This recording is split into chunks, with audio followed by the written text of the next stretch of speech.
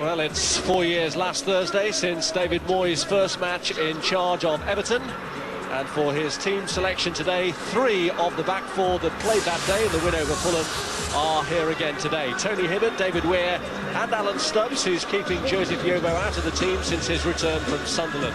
The 4th member of the quartet, Gary Naismith, is the only change. The team that beat Fulham in their last game, with Nuno Valente missing his first game since the Boxing Day defeat at Villa with a thigh injury.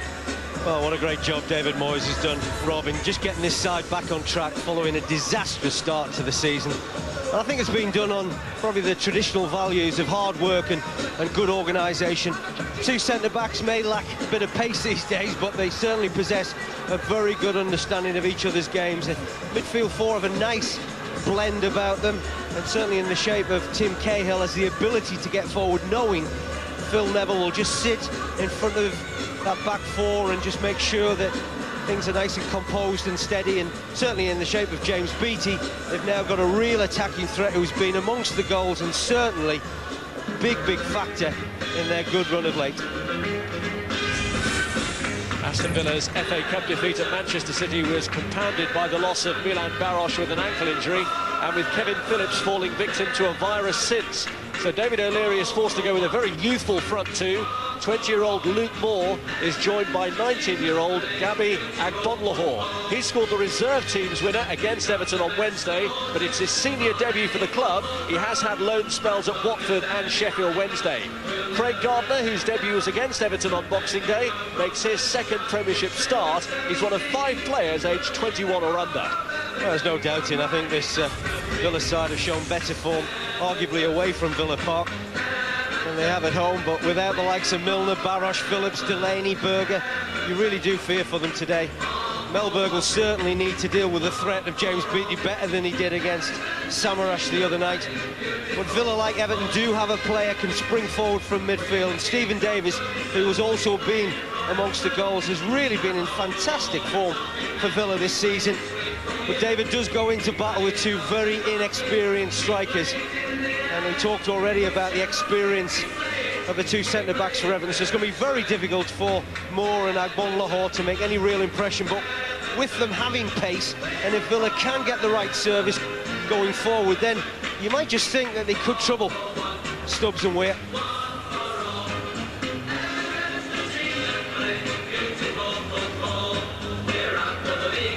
Well, when he came to the club 4 years and 4 days ago, David Moyes christened Everton the People's Club. People being kept waiting for kick-off here today by a slight 5-minute delay. Duncan Ferguson scored the winner in Moyes' first game in charge against Fulham. David Unsworth also a scorer that day. Ferguson serving the last match of his long suspension today and unavailable to the Everton manager.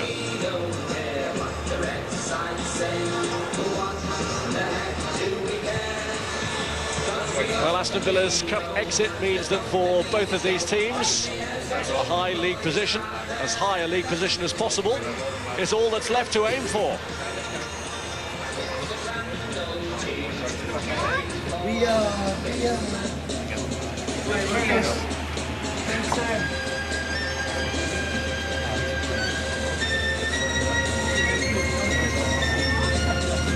Come on, boys. Yes.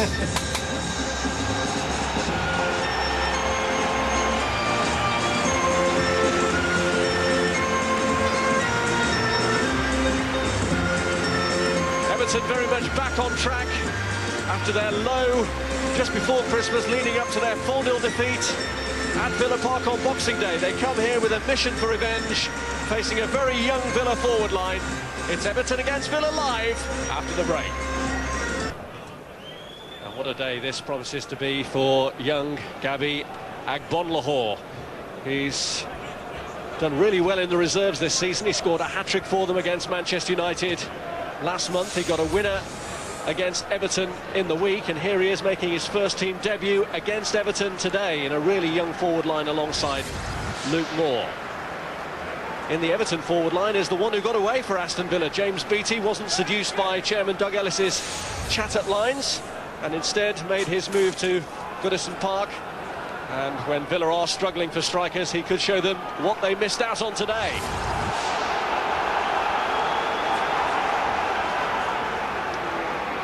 It was a season that started for Everton against Villarreal. Now it's just plain Villa.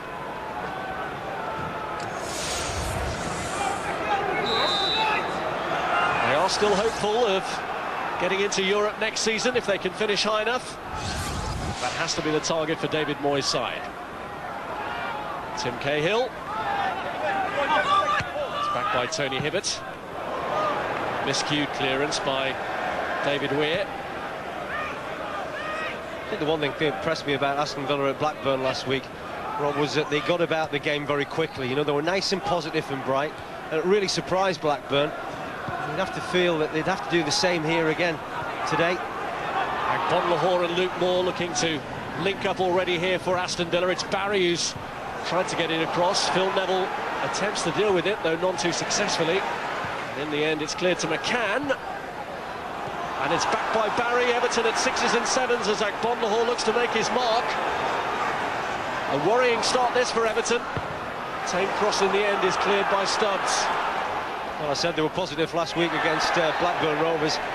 I also said they seem to play better away from home. David won't be particularly happy. He prides himself on his team being nice and prepared from the first minute. And Villa have just taken them by surprise.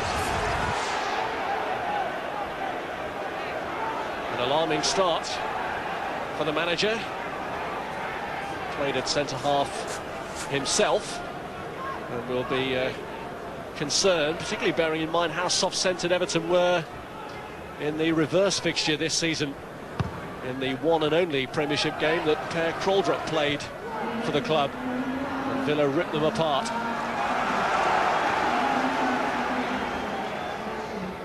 Clearance by Olaf Melberg.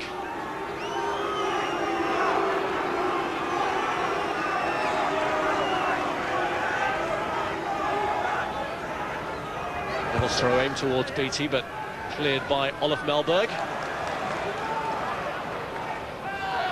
By Gary Naismith. Alan Stubbs. It's Gardner's head.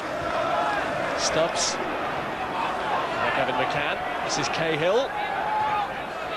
Arteta.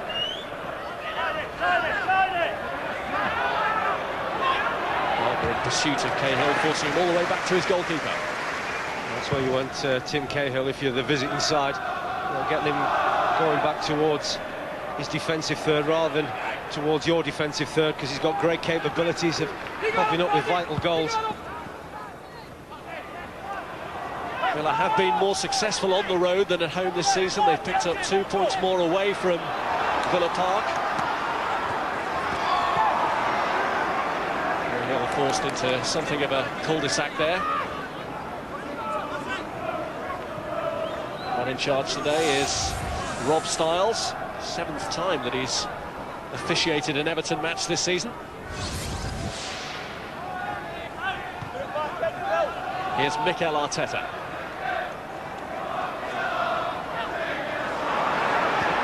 Arteta seeing Naismith wide on the left.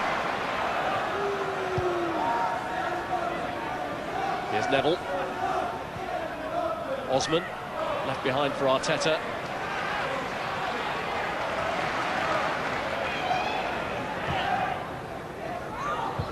Fadden was looking for the header on, but it's cleared by Ridgewell, only to Leon Osman.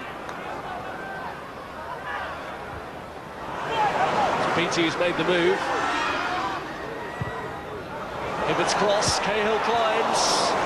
And the worry for Villa is that he out-jumped Aaron Hughes. Well, unfortunately, he can't get a run on this, Tim Cahill. He's perhaps in a little bit too early, but once again, when that ball goes out wide, it gives him a great opportunity to get in and around the penalty spot. He's certainly more than comfortable in dealing with aerial challenges. That time against Aaron Hughes, he won fairly comfortably. He really is a threat, difficult to pick up. Tim Cahill scored in Everton's last win against Villa, which was at Villa Park last season. A win that Villa achieved in this campaign, the only one they've managed in the last 6 meetings between the clubs. That's Osman's layoff. Now Gary Naismith. He was offside, Naismith. Beginning to get into their stride a little bit, aren't they, Everton? There's a couple of forays that Naismith has had down this left-hand side, and with Arteta, who's not really a natural left-sided midfield player, Rob, he likes to tuck in, and it leaves a big space if the left-back can spot that opportunity to get forward, and Naismith's now done it on 2 occasions.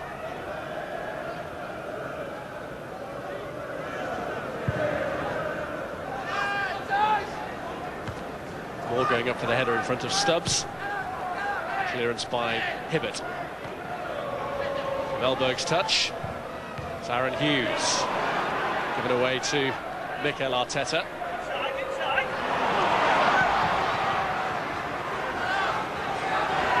Hughes staying with him. Clearing header by Melberg.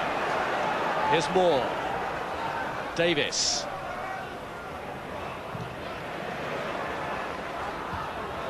Gardner knew he had to deal with it, even though he could see Davis coming in. Unfortunately there, Villa can't get decent enough possession to just pop a little ball in behind this Everton back four. Talked about the pace of Moore and Agbonlahor, and I think that Villa might just have to go a little bit direct at times, because they're a great outlet to have them too.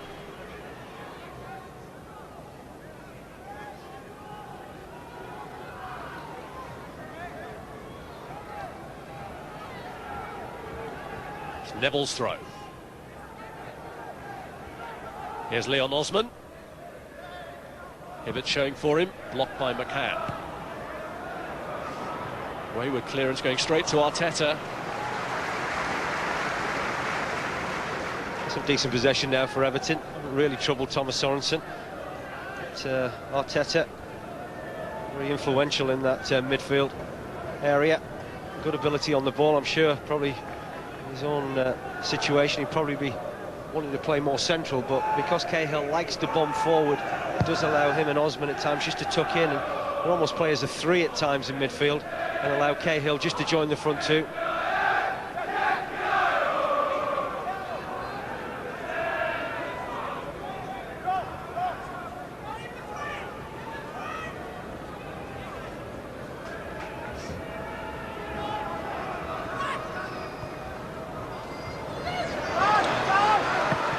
By Leon Osman. By Ridgewell to Hughes.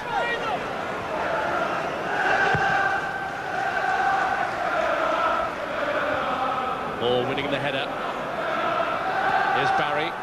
Agbonlahor just offside. Yeah, just a little bit anxious, a little bit naive. Always trying to make that run forward. Also got to have an awareness of where your defender is, and on that occasion David Weir, using all that experience, just stepped up and played the youngster offside.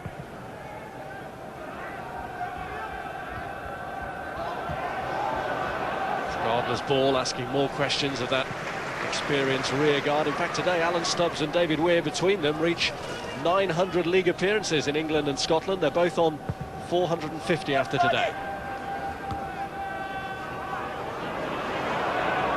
This is Davis. Hughes. Craig Gardner, whose Villa debut occurred against Everton on Boxing Day. Moore charging down Stubbs' clearance.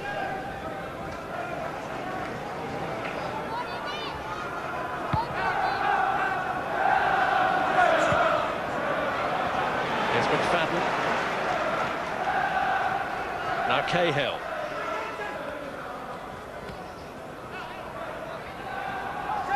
By Osman to Neville.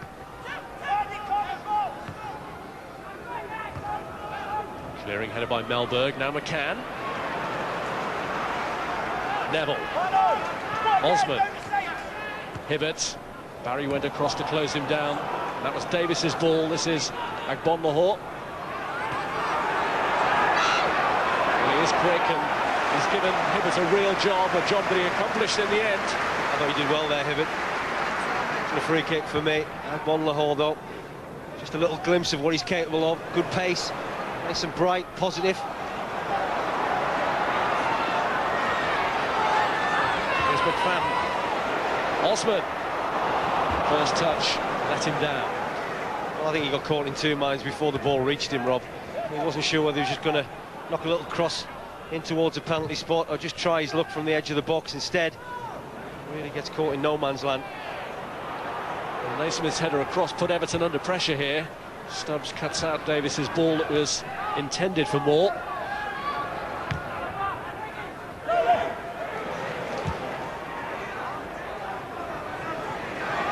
On the horn throwing Weir out with him. And the corner given. Well, it's contentious, isn't it? Because David Weir feels that the last touch came off the youngster Agbon Lahot.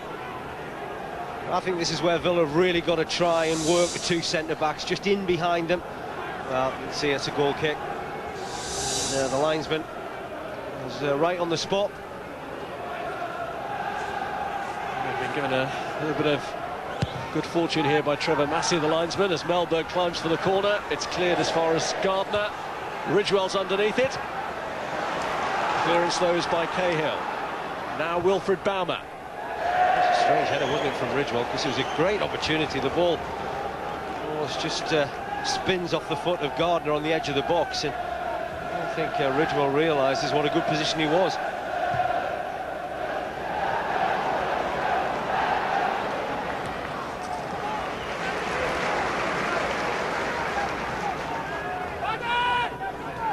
Here's Cahill leaving the throw for Hibbert.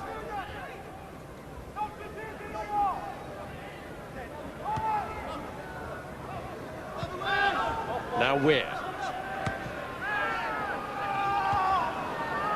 Neville. Go on, Hemel! Hemel! Go on, Hemel, get round! Go on, Hemel! It's Cahill's cross.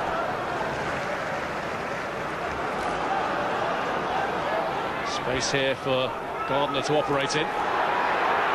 Barry's made a good surge out to the left. Moore, though, takes it on. Luke Moore. Here's McCann.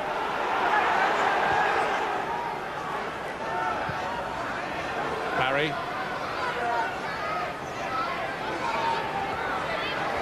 To get the better of Hibbert, who deflected the cross, and it's Weir who clears.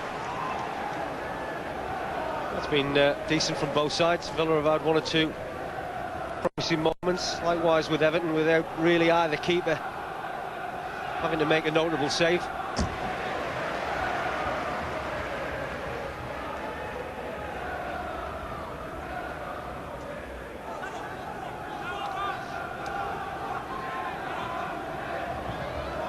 Moore.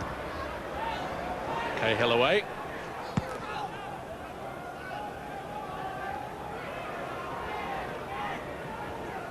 And it's Baumer with the throw. Moore got the touch. Cahill came back. It's a little bit messy at times. I'm not sure whether Richard Wright kept the ball in play, but maybe the linesman on this near side, Trevor Massey, who gave Villa a corner moments earlier when it should have been a goal kick, maybe just made amends. Mellberg. Neville.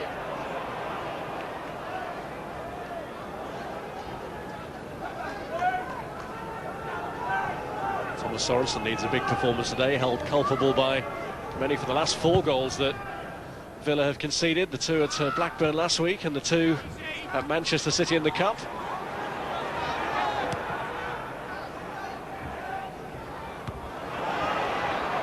Here's Osman. Now Beattie. Neville.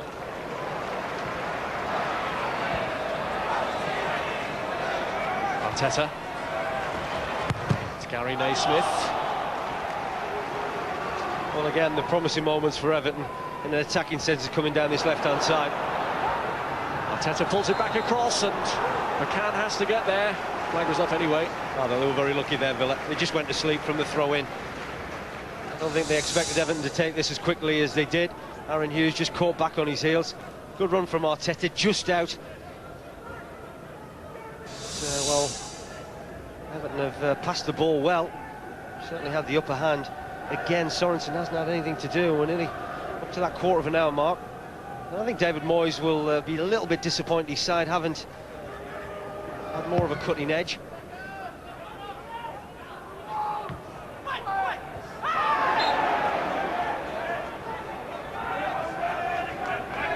Everton's defeat at Villa Park this season came at a stage where they were shipping goals. They lost their following game as well against Liverpool, and it was since then really that they've turned it round. McFadden!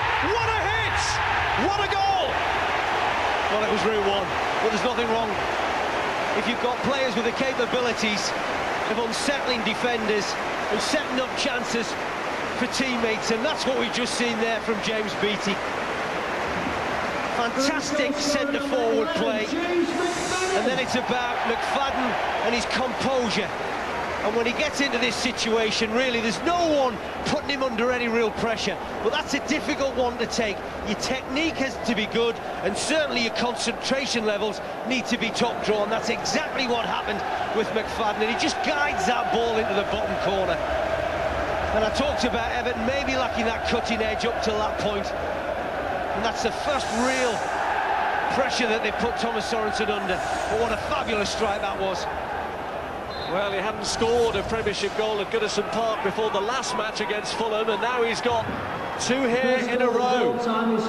James McFadden benefiting from that Beattie layoff. And it's a cracker of a start for Everton. Here's Osman. And he hits that one straight against the Villa goalkeeper. I think this is going to be a big 10 minutes, really, for Aston Villa. In a lot of respects, Rob, because we talked about the inexperience of this Villa side today that David has had to play. And they hadn't done badly up till that point. And maybe his frustration in recent weeks has been that they've given sloppy goals away from some bad defensive mistakes. But that really was about the power and strength of James Beattie and the quality from the volley of James McFadden. Here's Agbonlahor. Davis. Hughes. Now McCann. Towards Moore. Cleared by Hibbert. It's Gardner. And Baumer looking to size one up. It's fallen here for Stephen Davis. Can he equalise? Off the line. Well, Davis is just as important for Aston Villa as Cahill is for Everton. And this is good play from Villa. I said this was a big 10 minutes and they responded well. Good little first touch, shifts the ball onto his left foot. Certainly Richard Wright's beaten. All ends up. Great piece of defending though from Naismith. From the corner, it's off the line again, and it's cleared to Stephen Davis, and that's a wonderful stop. Well, I think McFadden is the first one, and Cahill is the second to clear this ball away from the line, and this is the beauty of having a player on the post. But it's interesting because McFadden, who has the first header on the post, you can see him here, he moves away towards the 6-yard put, and just have a look at the position then Cahill takes up. Covered for him well. Barry drives it back in and Cahill clears. Barry looking to shrug off Phil Neville. Barry's given away the free kick, but a succession there of 3 goal line clearances to preserve Everton's lead. Well, these are big moments, and Villa have certainly squandered chances in recent weeks through poor finishing, but you'd have to say 2 great pieces of defending there from Everton. Well, first of all, the header off the line from McFadden. He moves out the way, and then Cahill, realising that no one's guarding the post, makes sure that he's right in the position which matters most. It's a terrific strike from Stephen Davis. And again, the goalkeeper's beaten. All ends up. Here's Osman. It's opened up for him! Sorensen very nearly has one of those horrible moments that he's had in recent weeks. But this is good running off the ball from Beattie. You know, once he wins that header, he makes sure that he just gives a little opening, that Osman shifts that ball onto his left foot. Well, the other night, when that ball rebounded off Sorensen, it went to Samaros to finish. That time, there was no Everton players to take advantage of it.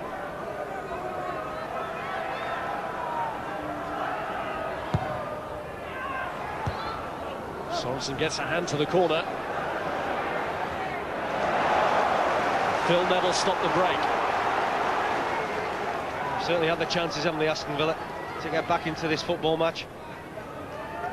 There's 2 that Davis has had that could quite easily have been turned into goals. Just seem to be suffering a lot of bad luck, Aston Villa, at the moment. Stephen Davis very often is, the driving inspiration. He's been one of the real bonuses of the season for them, coming through from the youth team. He's been terrific, hasn't he? I mean, they've got a youth side that well, they got to the final against Everton, didn't they, a couple of years ago when Wayne Rooney was in the Everton team. So Davies, Moore, Bonlahor, and Ridgewell too, who's going for this against Beattie, and Beattie out-jumped him. Barry. It's McCann. He lets it drift by him, and it reaches Luke Moore, and we're struggling to contain him then. The two kids have done well up front, Moore and Bonlahor. Undoubted pace. McCann, you know, hits a raking ball of about 40 yards, and really David Weir was always going to be in trouble with the pace of Luke Moore, and I think Villa have got to try that a little bit more. And I mean, their natural game is to play and pass through midfield, but when you've got the pace that the two youngsters possess up front, then you know there's no harm in just dropping a few balls in behind the two centre-backs.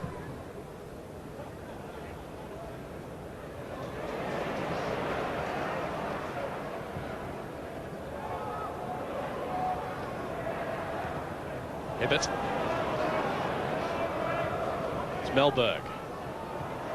Back Bonlahor.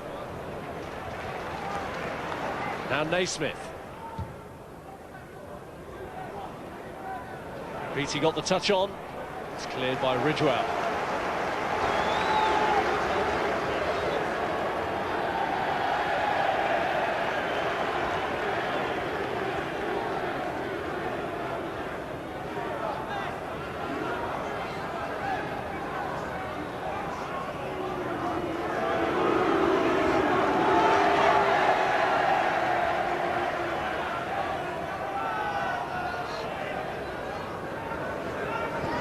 Beattie got there, McFadden's hooked it in again!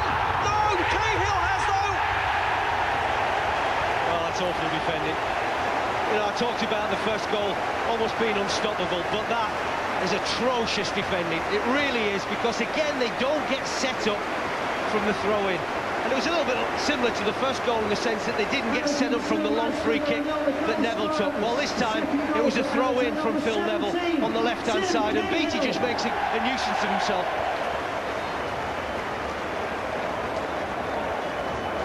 Well, if you don't concentrate and you don't deal with situations when you're playing against the likes of Everton, and this is what happens. Even flick really from Beattie. If you're not going to win the first one, Rob, you've got to make sure that you're going to pick up the second one. And there's no way that that should be hooked back across goal from McFadden. You know, Ridgewell is sleeping. I'll tell you what, Tim Cahill wasn't. Bright and alert, Tim Cahill punishing a lacklustre Villa defensive performance there.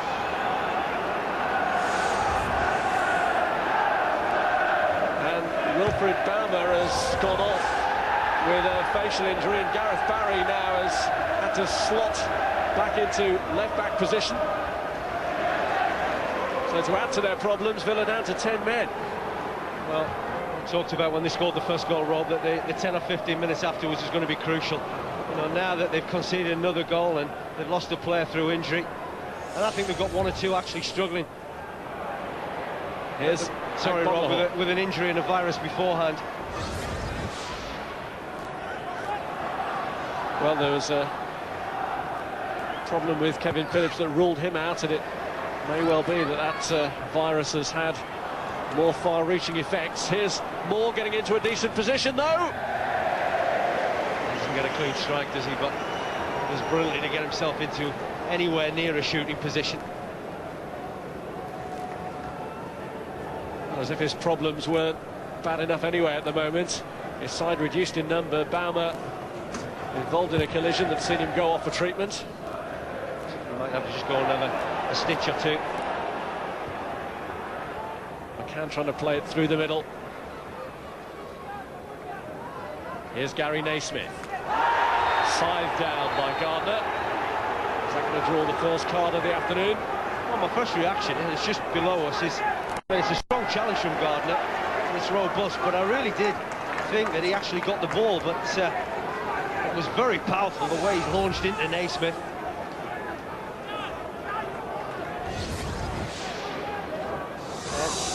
but he's had a couple of occasions against Naismith where the one that he gave the free kick away for the first goal, and this was Baumer just colliding with Tim Cahill. Maybe just a stray elbow that's caught Baumer.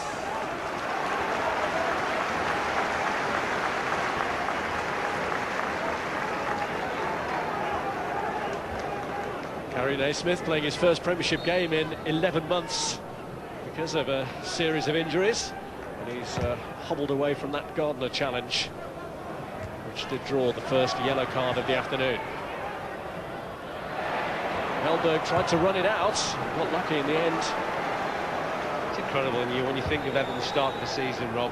They're losing 7 of their first 8 league games. You know, they've bottomed for a couple of months, and now if they win this today, all right, Spurs have got to play later, but you know, they're only 6 points behind. That's an incredible achievement. What a run.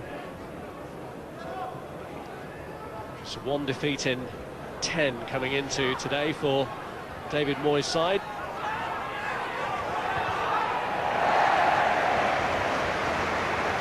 Well, the one thing that goals bring to any side is confidence, and that belief now really is surging through this Everton side. They didn't start that badly, they had a lot of possession without really carving out any clear-cut chances, but since that goal from McFadden, they've gone from strength to strength. Arteta with a corner. Sorensen got a punch. Here's Agbon Lahore. Osman came back.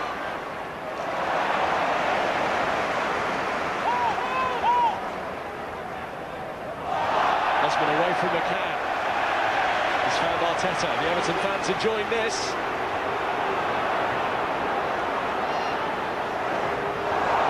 Arteta giving Hughes the run around. Gardner is on a yellow card and has to be careful. The other one just behind. Now Neville. Goes down the middle, looks for Beattie. Cahill finding Hibbert. Davis blocked the initial cross and wins it back. And then he's taken down by Cahill, and we're going to have the second booking. That's a wild challenge. It's just after the Gardner challenge as well on Naismith. So I think Rob Stiles is thinking to himself, he's got to really show consistency. It's a wild lunge, this, from Tim Cahill. There's no real need to do it because the side are in the driving seat. 2-0 ahead. You know, that's just a silly yellow card he's picked up. Gary Naismith, who's had a really bad time with injuries, is still struggling as a result of that challenge that brought the previous booking for Craig Gardner. Well, we can certainly have a look at the goals again, Rob, and the part that James Beattie plays in them both. He might not found himself on the score sheet just yet. Might just be a matter of time, but the way he just dominates situations like this, and the layoff into the path of McFadden was absolutely perfect. The finish was immaculate. And then here, really, Villa just go to sleep from the throw-in, and then if you're not going to win the first ball, you've got to make sure that you win the second one. And they just don't concentrate, and Cahill punishes them. It's been a criticism of his side in the past from David O'Leary that his defenders are too often bullied out of games, and James Beattie is having that effect on them here. But to add to the Villa manager's woes, they're forced into a change here. There's going to be no return for Wilfred Baumer. Or is it? No, it's Aaron Hughes is going off, and J. Lloyd Samuel is coming on to take his place at right back. So they're still without Baumer, and they've been forced into another defensive change with J. Lloyd Samuel coming on and having to slot in at right back. Well, it was always a gamble, really, to play Aaron Hughes today. He really has been suffering badly with a virus, and the pressure that Everton had put them under, it was always going to be difficult for him to see out this game. Well, he's got a very small squad to start with, and it really has been decimated. When you think of the players that he's missing today: Berger, Barosh, Milner, Phillips, Delaney out as well, and now Aaron Hughes. Well, It's tough times now, but this is where they've got to show a little bit of mettle.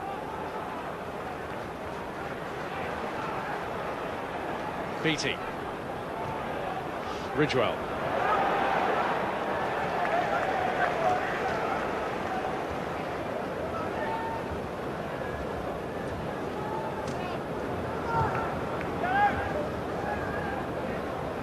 Melberg. Davis.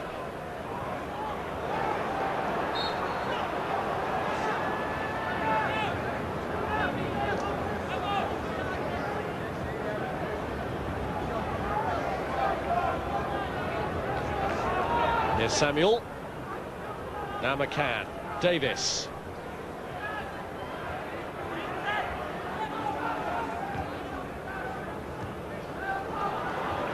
Melberg.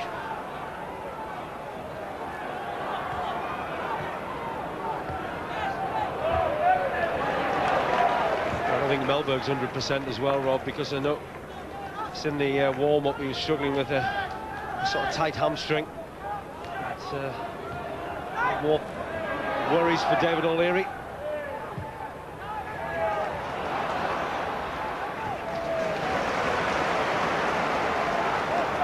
Here's Hibbert.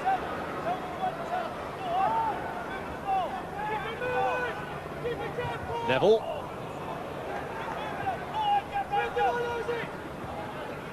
Cahill.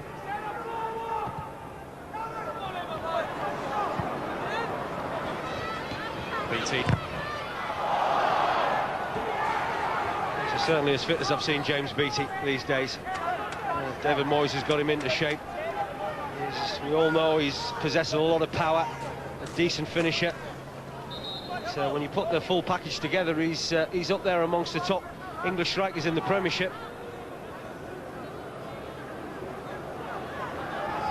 With the headband on, Wilfred Baumer wants to come back on and is now on. He's caught it in the side of the face from Tim Cahill when Cahill got Everton's second goal.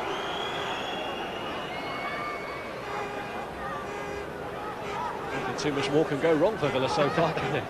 Don't say that, Rob. Neville. Ridgewell. McCann. Davis. Samuel. Now gone. It's McCann. Well, these early games, Rob, are normally slow burners, but we've got Everton 2-0 ahead. Plenty of action at the other end as well. Villa could have had a couple of goals.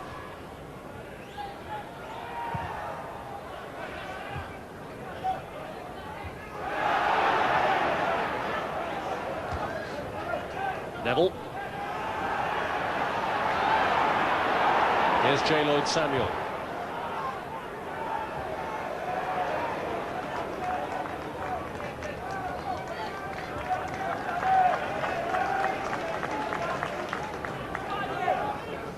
Smith seems to have shrugged off his earlier knock. Samuel. Long by Cahill. Beattie bearing down on Ridgewell, who shepherds it out.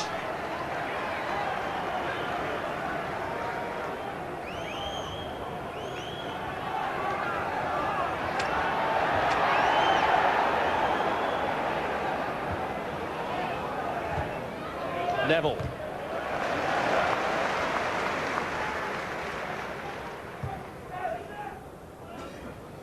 Well, Melberg's header.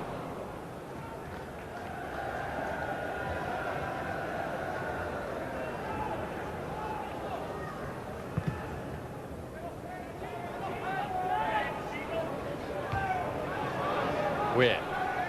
Melberg. Baumer. Finding the referee in the way, and Barry's ball forward too long for more. Let's have a word from our reporter, Guy Havord. Yes, Wilfried Balmer has 5 stitches in that head wound, but it's a bad one. They fear that he may need more stitches at half-time. They've had to patch him out and throw him out for the rest of this first half, and confirmation that Aaron Hughes does have a virus. This guy, so it is literally a patch-up Villa team at the moment, isn't it? Well, they do have the option if they do have to lose Balmer.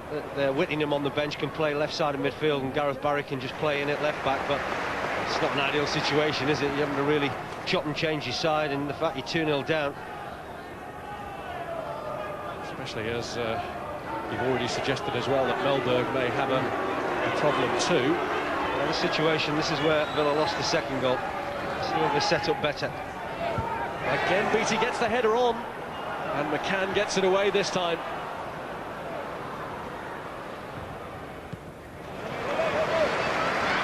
Well, sometimes, you know, you have to accept, Rob, that you're not going to get the first ball, especially against James Beattie, who's such a handful.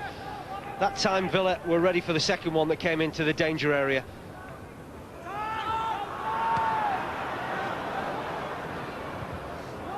It's Ridgewell.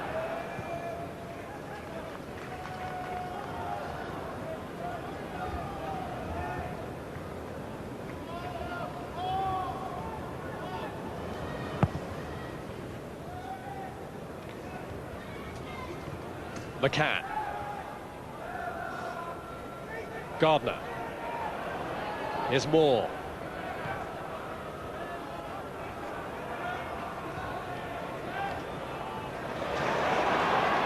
Arteta.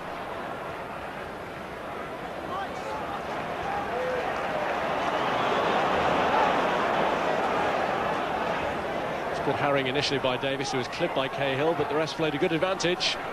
It's Barry. He's delayed it. Weir came in and took it away. Offside, James McFadden. Long way offside. Just Arteta being a little bit overindulgent in midfield. Phil Neville just having a little word with him. You're 2-0 ahead. They really want to press home that advantage. Here's Samuel.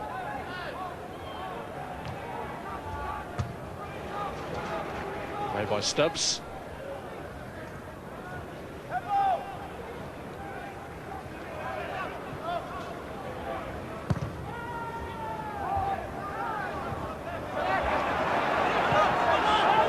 Cahill. Tim Cahill's going to have to be careful, Rob. You know, there's something there that he got involved in. I think he got a bit frustrated because he felt he should have had a free kick before that. You know, they're 2-0 ahead. He's just got himself a yellow card for an unnecessary challenge. He doesn't want to get involved in anything else now.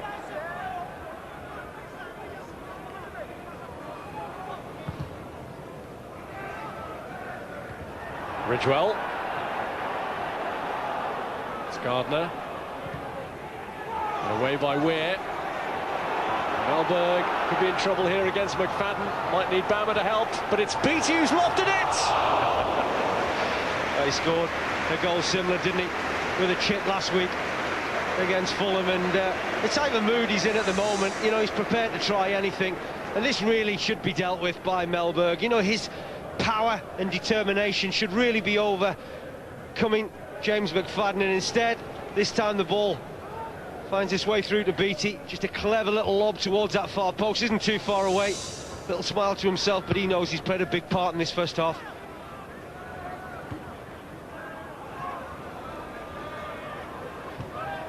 Naismith. McCann. Here's Phil Neville. This is a message for our visitors from Aston Villa.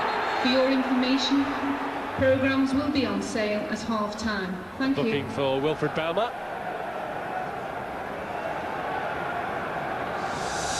Well, the problem is, you know, frustration sets in when you're 2-0 down. You know you haven't really played as well as you're capable of.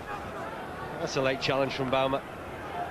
You might not see past half-time, but you might not see anything if that strapping drops another inch or two.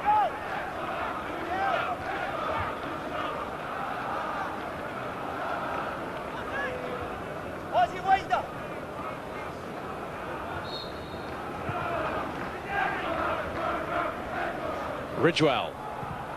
That's Gardner. Now Luke Moore. Barry. Alan Stubbs.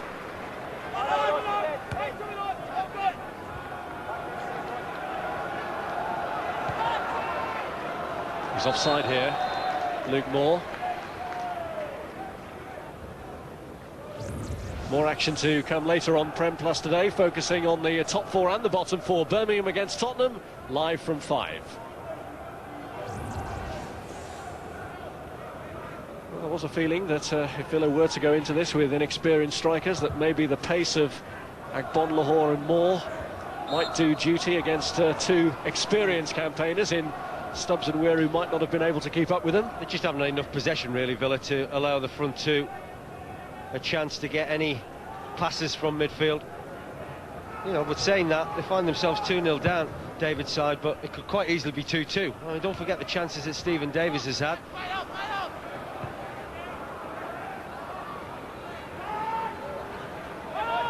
Here's Osman. McFadden.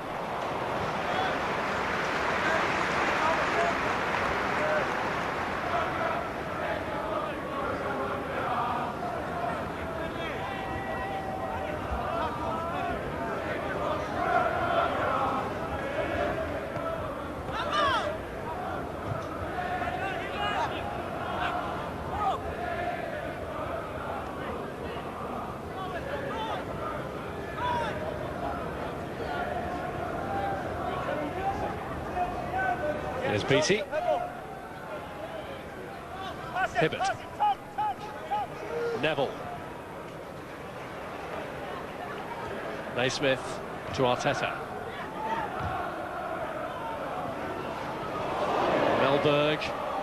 Slightly distracted by Davis's movement just in front of him, but in the end he dealt with it. He looked uncomfortable for a moment. Yeah, he didn't do Melberg any favours, really, but I just think that watching Everton at the moment, Rob, they've got a nice mix of passing the ball well in midfield and also not being frightened to get the ball into Beattie and play from there.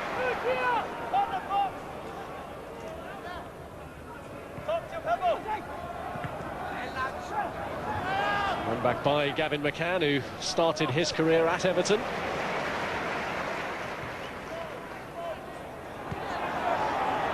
There's Gareth Barry. I think the positive aspect is that Beattie was prepared to just run after that. It was a little bit hopeful ball from David Weir, just plonked it down the line and just thinking that maybe one of his strikers might get on the end of it, but Beattie's working so hard for the side at the moment.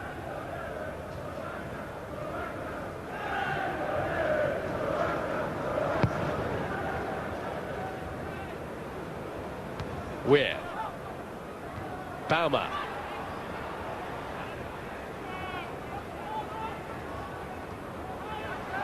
It's Neville.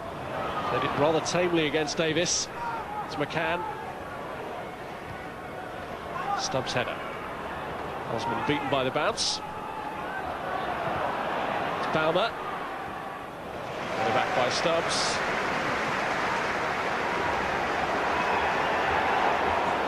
There's been talk of reshaping this Everton centre-back partnership for next season. Wolves' Jolyon Lescott among the names being linked, but they've got a good understanding, Weir and Stubbs. Well, it's amazing, isn't it? I mean, you look at Alan Stubbs, struggled to get in the Sunderland side this season. He comes straight back at Everton, and the manager puts him straight in, then resumed that partnership that was so effective, really, last season. It's Cahill's ball in. Beattie will challenge again, and Melberg left it to his goalkeeper to deal with. I think he's right to leave it to his goalkeeper. I don't think Thomas Sorensen made a particularly good job of it, I have to say.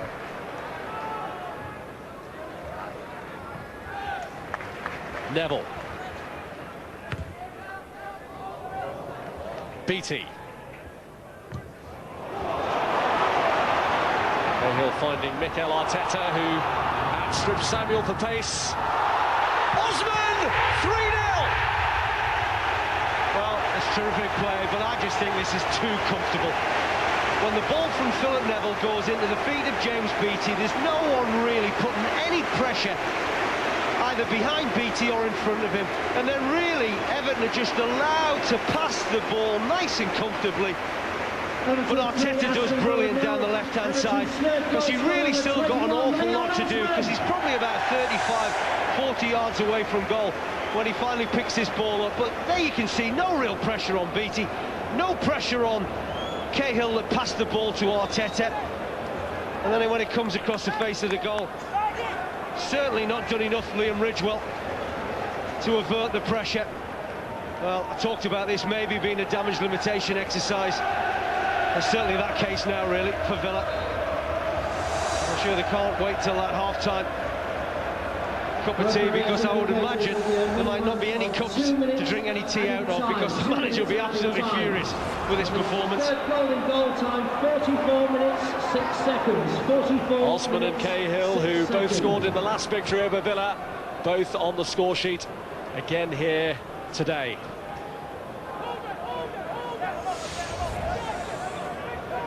And Everton now just a goal away from full vengeance for the embarrassing defeat they suffered at Villa Park on Boxing Day.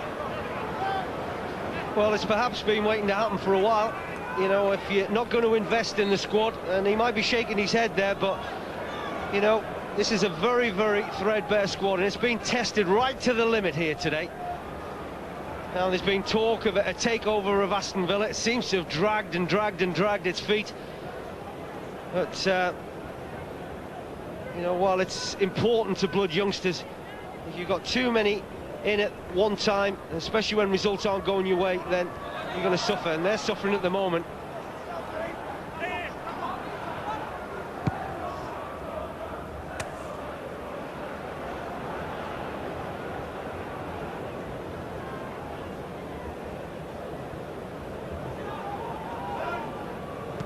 Ridgewell.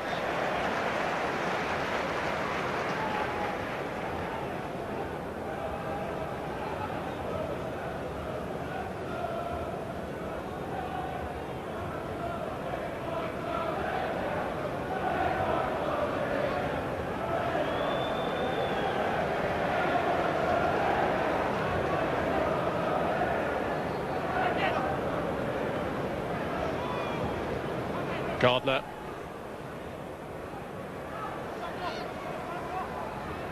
Here's Moore. It's Barry's cross, cleared by Stubbs. Now Gardner. It's against Gary Naismith, and Villa win a corner. I mean, they might not have scored, you know, Aston Villa, Rob, but they've looked decent going forward. They've certainly been enough of a threat to suggest that there will be goals for them, but you know, if you can't defend properly, and that's certainly what's happened on 2 occasions.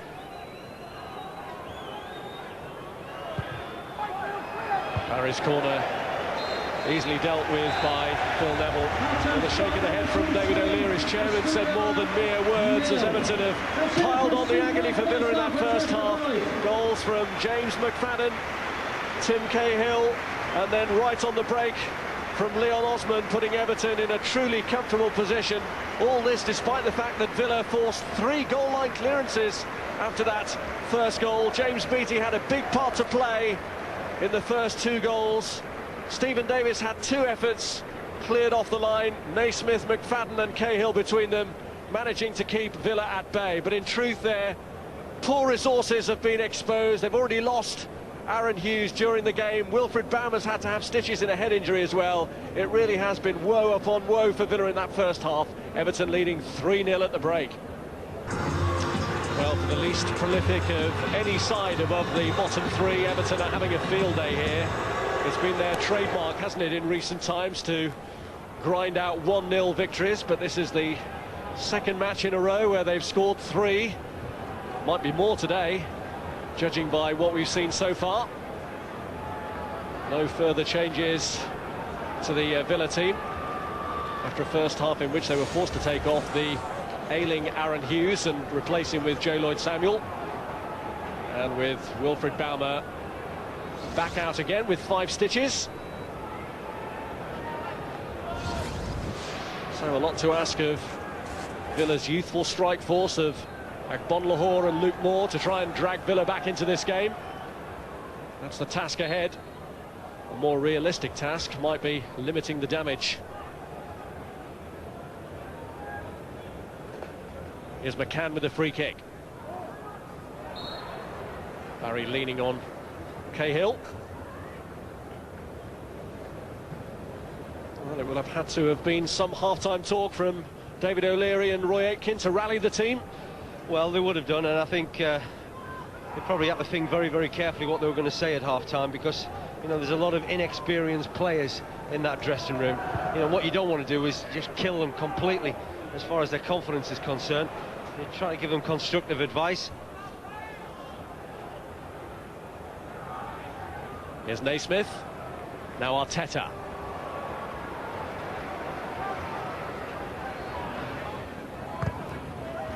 J. Lloyd-Samuel winning the goal kick, making the 200th appearance of his career today. J. Lloyd-Samuel.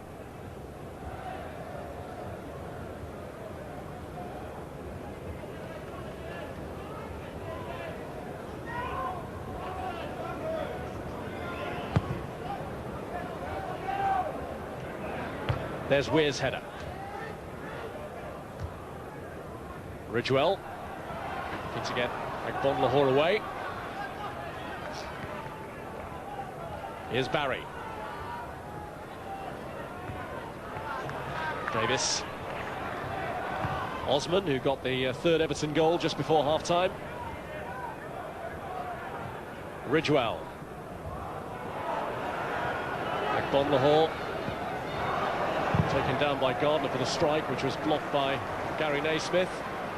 Good piece of defending. You've got that desire when you're defending properly, and you've every chance of making blocks and keeping teams out. That's just something that Villa haven't done, haven't shown the necessary desire for me at times today. And there's one side in this Premiership that will exploit any other team's weaknesses in far as lack of desire. It's Everton. You know, they'll put you under pressure, they'll make it very difficult for you.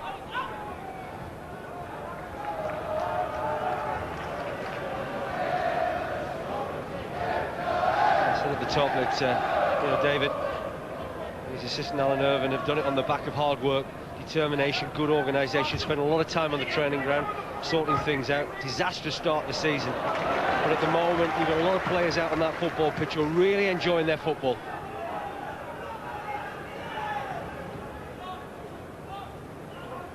It's 4 years this week since David Moyes took over, and it would be somehow appropriate if they were to get a fourth goal, which would equal the best ever win that they've achieved in his management. They've achieved it twice, 4-0 against Leeds and Crystal Palace.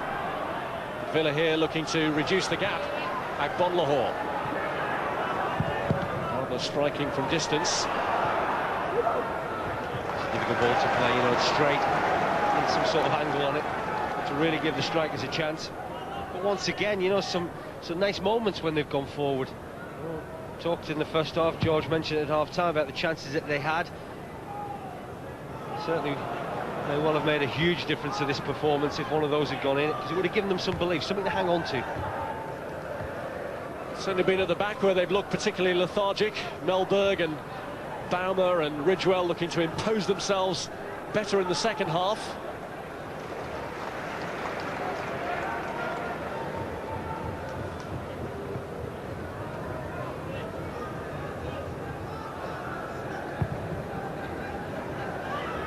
Here's McFadden. Forced to ground by Baumer. Just a silly challenge to make, really, from Baumer. You know, McFadden was always going to win that ball. He just leaned into him. And again, you're just putting yourself under unnecessary pressure. You know you've got the likes of Beattie and Stubbs and Cahill and Weir to deal with.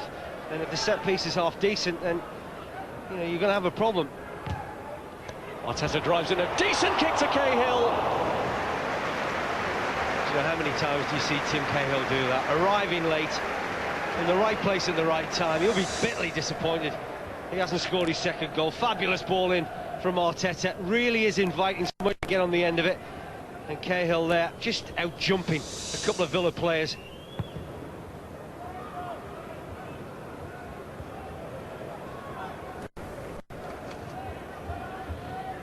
Talked about enjoying your football. Well, plenty of attempts on goal. Certainly got a few goals to show for it. Most of those Villa attempts occurring in a very quick sequence when they forced 3 goal line clearances just after conceding the first goal. Here's Arteta. Now Beattie. Osman. Neville. Naismith. Cahill's ball across, clears McFadden.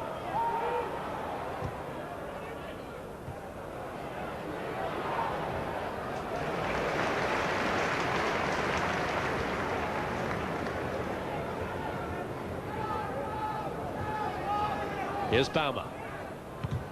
Hibbert.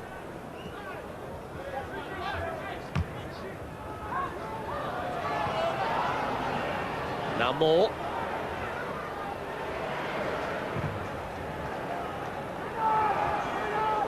Cahill. Beattie. Osman. Possession conceded to McCann. Now Craig Gardner. Davis. Bonlahor. Gardner. Moore got the header. So he was running away from goal, that was the problem. Gardner's ball, he just has to check Luke Moore. Well, we're just taking the foot off the gas, Everton, and it's no real surprise. I think David Moyes' job at half-time was more really to try and keep his side upbeat, make sure the tempo is as quick as it was in the first 45 minutes.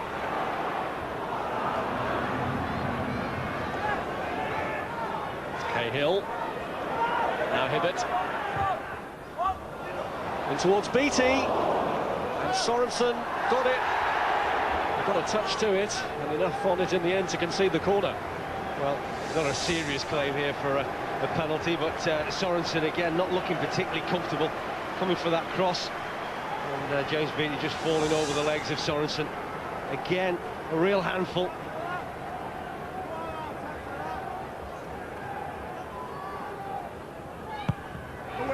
Arteta's corner, cleared by Barry. Neville.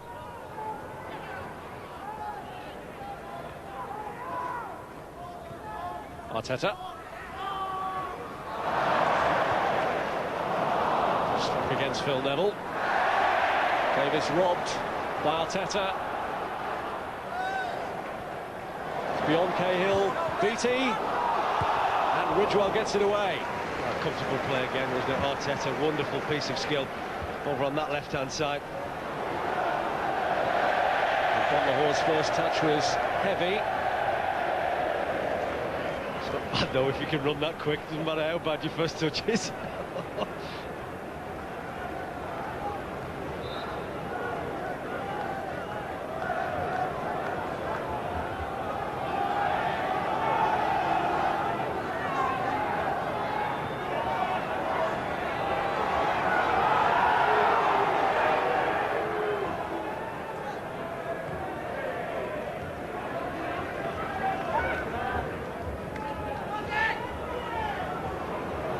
Keeping the pressure up. Header out by Liam Ridgewell.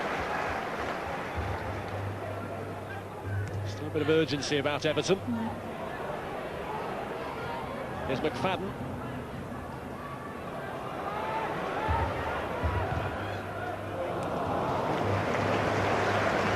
It was difficult for anybody really to just make a move off the cross of McFadden, because they were frightened in case they're going in an offside position. The angle was always going to be tight. Stand by. Operation. Here's Agbonlahor. Now Gardner. Davis. McCann.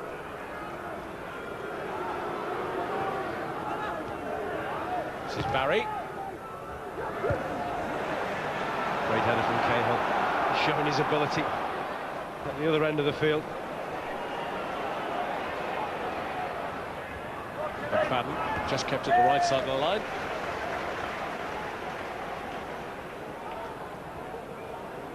Here's Hibbert. Osman.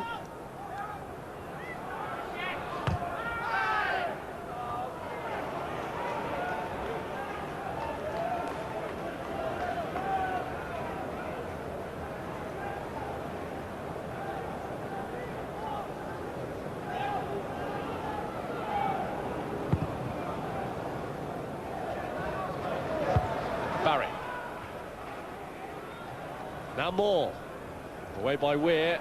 McCann. Deflected. It's a corner. Well, Cahill, I think it was the final touch, but again, another promising move from Aston Villa going forward, and they certainly haven't been shy when it comes to attempts of their own.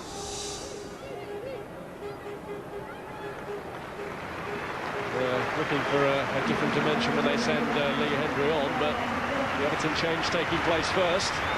Mikel Arteta is coming off.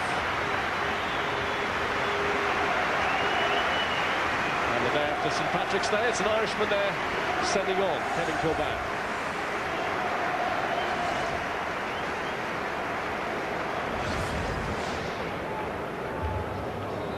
The Villa changes, seeing one of their youngsters come off here, Craig Gardner and Lee Hendry, who's still, it appears, got a lot of work to do to win over David O'Leary. He started only 2 Premiership matches this season. He's the club's longest-serving player, and he's straight on here to pick up the corner. First touch comes to nothing, though, as it's the other substitute, Kilban, who clears. Number 7, Lee Hendry. McCann. Baumer.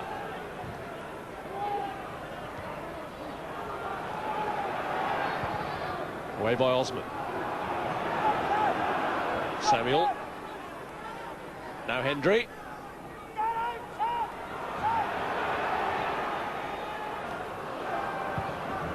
Just to confirm, by Hibbert. Substitution number 6, Mikel Arteta, has been replaced by 14, Baumer. Kilban. Here's Barry. Hendry's furthest forward. Naismith cuts it out. Lee Hendry was offside anyway. Yeah, he just gone a little bit early, hadn't he, Lee Hendry? But there's one thing he will do, bring a little bit of urgency to Villa's play. I said before, you know, he's not done bad going forward, and to be fair to him, he's made a good run. Last goal he scored away from home was here at Goodison Park in the draw last season. But even a draw seems an improbable result for Villa here now. They have a huge mountain to climb, haven't they? I'm just not convinced they're good enough defensively, Rob, even if they do score goals today.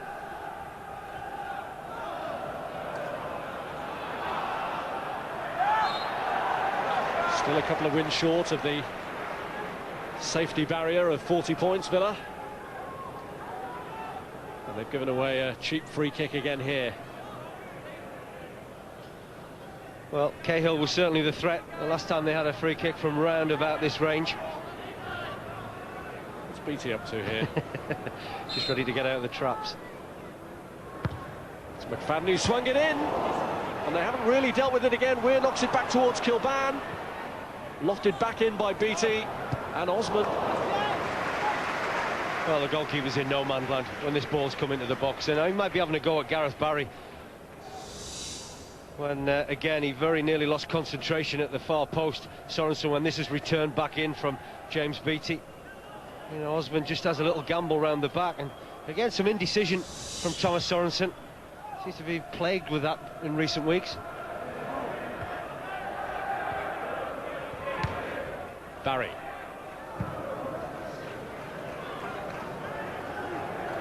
There's no frills, is there, when you look at Stubbs and Weir? You know, if it's Rosehead, then so be it.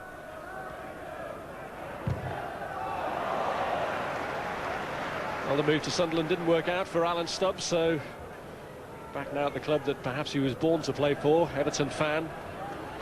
And today he's making his 150th appearance for them.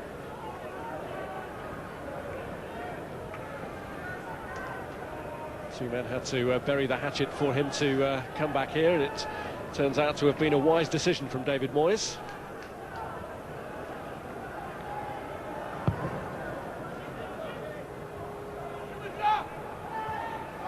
Here's Baumer. Beattie has stayed on the deck. Just took one in the face there from Ridgewell. Both gone up for the ball all at the clear, same time. Operation Goodison exercise. James Beattie was the I player repeat, that came off all clear, Operation the Goodison worst, exercise. but he's back up on his feet, desperate again on the score sheet today. In fact, they scored 3 goals, and while he's had a huge contribution to play, like any centre forward, they want to be scoring goals. He wants to certainly add to the 11 he's got. Well, Villa got a reprimand for the tapping of Beattie when he was still a Southampton player, and he may not have been on the score sheet, but he's had a part to play in the goals that Everton have managed. And you still wouldn't bet against him notching one here today. Still around about half an hour left in which to do that. This is Naismith. Now Kilban. He's left Samuel for dead. There's Beattie. Osman! Well, he's just lurking, wasn't he, James Beattie? And again, clever play, knowing that the angle's always going to be tight, but brilliant play from Kevin Kilban on the left-hand side. You know, again, though, skips past the challenge a little bit too comfortably, I'm sure, for David O'Leary's liking. That's a percentage ball towards the far post, and Osman will be bitterly disappointed not to have converted this opportunity. Because, like Tim Cahill, could quite easily have had a brace to his name.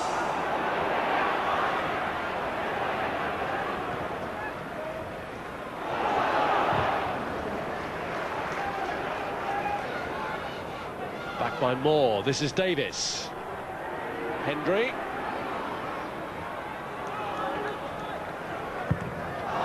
Stubbs hit it against Naismith. Davis. What was I saying about Alan Stubbs' experience? Well, certainly put unnecessary pressure on themselves there. You know, I think everybody was expecting maybe this ball would just run through to the goalkeeper Richard Wright. Instead, Alan Stubbs goes for the real wild clearance, and maybe a little bit more composure from Stephen Davis, and that's a goal for him. At, what's that, 3 attempts now? Good attempts, and he's not scored from any, and you would have backed him to at least have converted one of those chances. Kilban. Cahill wins the corner.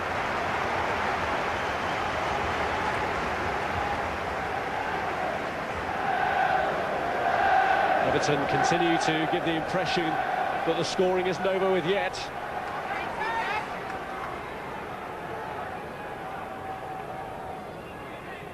They've been the stronger in this sort of area. Away by Barry this time to Davis. Going for Agbonlahor, but it'll fall short. Cleared by Hibbert. It's Neville. Samuel. Agbonlahor getting into the right sort of area, but behind Stubbs. It's Davis. Now Hendry. And he's managed to pull it down for the youngster, who's got his goal. Gabby Agbonlahor at least has something to remember on his debut. Now, congratulations, young man. You know, if you make your first start, you want to do well. It's away from home. It's always going to be a difficult afternoon for him, but he takes this extremely well. Well, I think Everton have gone to sleep since half-time. They really haven't been at it in the way that they were in the first 45 minutes. But he's got an awful lot to do, the youngster here. The angle is very tight. Maybe a question mark against Richard Wright there about his positioning. Certainly crept under his body. But terrific play from the youngster. He just kept going. He's worked hard. He's shown some good touches alongside Luke Moore. And as I said earlier, you know, they've always been a threat going forward. It's at the other end that they've had all their problems. He scored goals at reserve team level, at youth team level. They wanted to see if he could reproduce that in the Premiership, and he has. A goal on his debut for Agbonlahor. Might not have been a huge amount for David O'Leary to get excited about today, but you know, he's backed his judgment. He was probably forced to play the youngster because there wasn't an awful lot else available to him. So he's given a good account of himself. And you know what? The second goal will make it very, very interesting. Well, still 25 minutes left.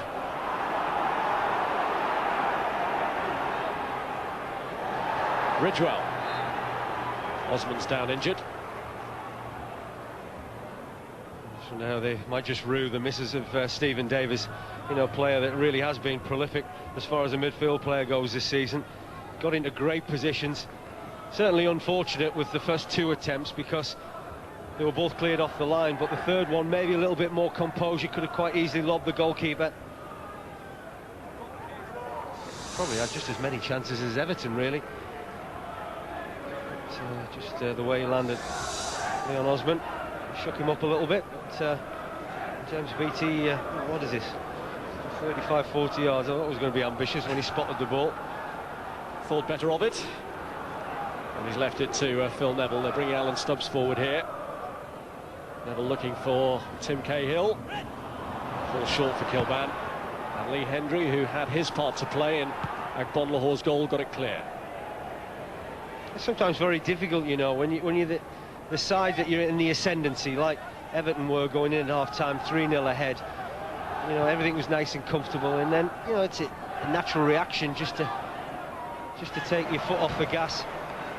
But sometimes it's very, very difficult then to pick up the pace again, and David will want his side to do that, because he won't want to give Aston Villa any more encouragement, any sort of sniff of a chance to getting back into this game.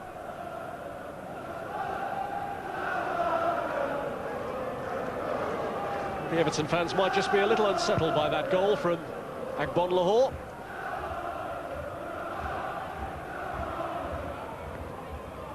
It's back by Melberg. Headed back by Baumer.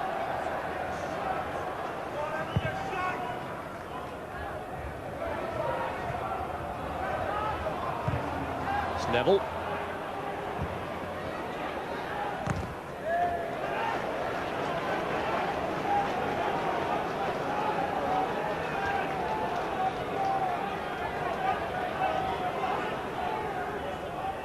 Here's Osman.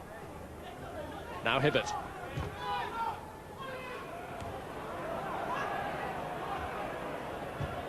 Barry. Here's Davis. Agbonlahore wants it played through early. And they've got it through to him, and Wright got the touch. Well, he just can't get his foot round this. Agbonlahore, again, a great break from Davis, and there's a real ambition and an urgency now about Aston Villa. You know, there's some real belief that they might just get something out of this game. Well, they've got the sense of recovery around now. Agbonlahore helping to inspire that. He's won this corner, which is pulled in towards Lee Hendry, and Phil Neville clears. Anxiety mounts at Goodison Park as Villa start to show a little bit of menace. McCann given away to Hibbert. Offside, James McFadden. I think Jay Lloyd-Samuel's a little bit fortunate there, because him and Melberg certainly went missing when the ball went forward to McFadden. Unfortunately, he ran offside. Here's Davis. Clearing header by Stubbs. Corner. Well, Alan Stubbs feels that he should have had a free kick there. But it's all Aston Villa at the moment. They really fancy it. Here's Agbonlahore. Osman making the tackle. And Hibbert gets rid of it. McFadden's the furthest player forward here for Everton. Just not got the pace, has he, McFadden, just to take him away from a couple of defenders there. But, the back four need a little bit of a break, don't they, Everton? Encouraging spell for Villa as Barry swings one in. Clearing header by Naismith this time. Hibbert gets it away. Referee blown for the challenge. Well, it's a good response from Aston Villa, you have to say. You know, 3-0 down at the interval. Very difficult, carrying a lot of youngsters. We talked about the problems they had with injury and illness. They're coming into this game or during the first half, but David's got a response from his players. Well, there were dissenting voices amongst those Villa fans towards the end of the first half in the direction of the manager. He certainly needed a big performance from his players, and so far the response he needed is being produced.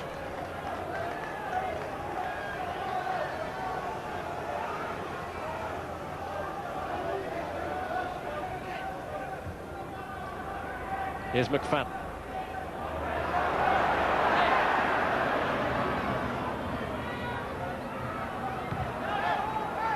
Hibbert.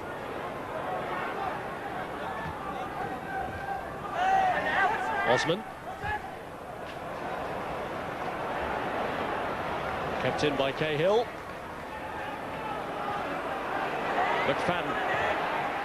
Osman.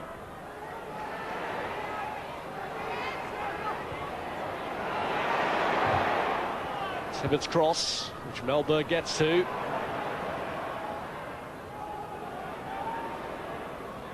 Naismith. Samuel looking to run it out, but Beattie felt it was there to be won. Just talking about that like a tempo with Everton. I think they're a side, Rob, that they need to be at it from the start. I don't think they can play in second gear. I think they've got too many players that when they're effective, they put teams under pressure, force sides to make mistakes. So at the moment, I think Villa are finding it nice and comfortable. Here's Mellberg.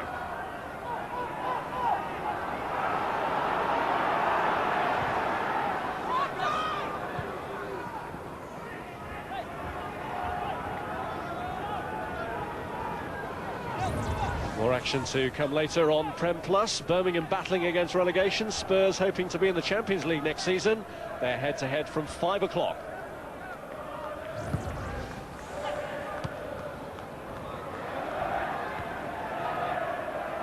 Cahill. It's Kilban. Now McFadden. Naismith. Beattie lurking just behind Mellberg, whose clearance goes to Kevin Kilban. Given away by him though to Ridgewell. The team making the most of the possession at the moment. What can Cahill make of this? Osman's made a run to the centre. This is Beattie. Now Kilban to use it better this time, and it's cleared by Barry. Sense a little bit of frustration, can't you, with the Everton fans? Isn't it amazing that 3-1 ahead? And that's a bad challenge. Not in terms of it wasn't fair, but just in the way that Hendry collided with Leon Osman. And you can see Osman put his hand up straight away. He knew he had a real problem. Well, Lee Hendry just let the ball get away from him. He gets the ball but also follows through and catches Leon Osman. And when Osman went to ground there, he sensed straight away that he had a problem.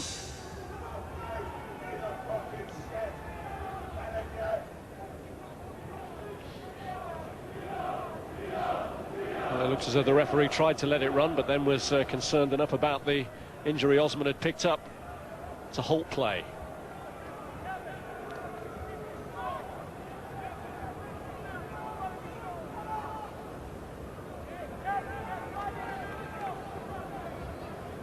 Well, this is where the damage was done, and that was the first 45 minutes as far as Everton are concerned. You know, they played some good stuff, started very well in terms of possession, but some sloppy Villa defending really that accounted for 2 of the 3 goals that we saw in the first half. And Leon Osman making it 3-0 just before half-time, but Villa got a little bit of a lifeline, and it came in the shape of a youngster that no doubt has got a very promising career, and one that might just provide the manager with a little bit of comfort. Not much out of today's performance. Gabi Agbonlahor is his name. He's only 19 years of age. He's a Birmingham-born product of their youth academy, and he scored 40 goals at youth level a couple of seasons ago, beating Darius Vassell's previous record for Villa at that level. Well, he has those ingredients that everybody's looking for these days, Rob, sort of pace and power. But, I've been very impressed with the energy that he's shown. You know, I always think when youngsters come into any side, I'm always looking for them to, are they going to be shrinking violets, or are they going to stand up and be counted and say, right, this is what I've been working hard for. You know, I'm going to want a piece of this. I'm going to want more and more of it, and I think he's done that today.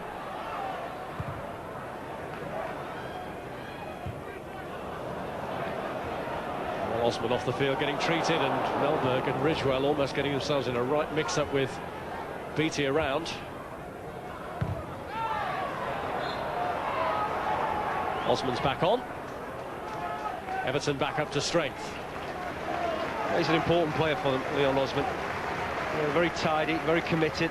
He's probably one of those players that is first on the team sheet every week for David Moyes, because you know what you're going to get from him. It's a victory for Everton that, if they hang on to it, will take them up into the top 8, temporarily at least today. and will reinforce their ambitions of appearing in Europe one way or another next season. Clearance by Weir.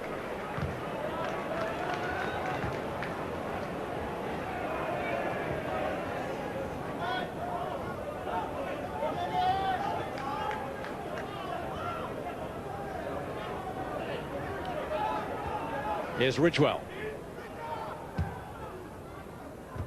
Neville's header. Cahill launches it for McFadden. He's got to get there, Sorensen. Can he handle it outside the box? The referee says no. Well, my first reaction is I wasn't convinced either. I mean, Thomas Sorensen came an awful long way, made a very early judgment to deal with the situation, but I have to say, Rob, the referee has a very good view of it.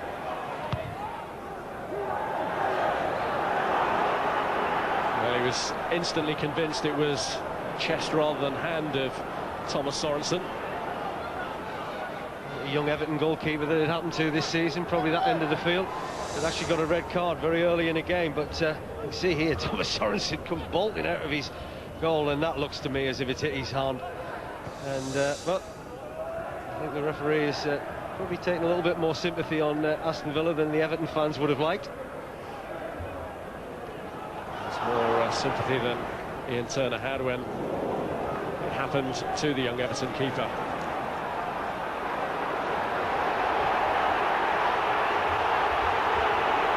Here's Hendry.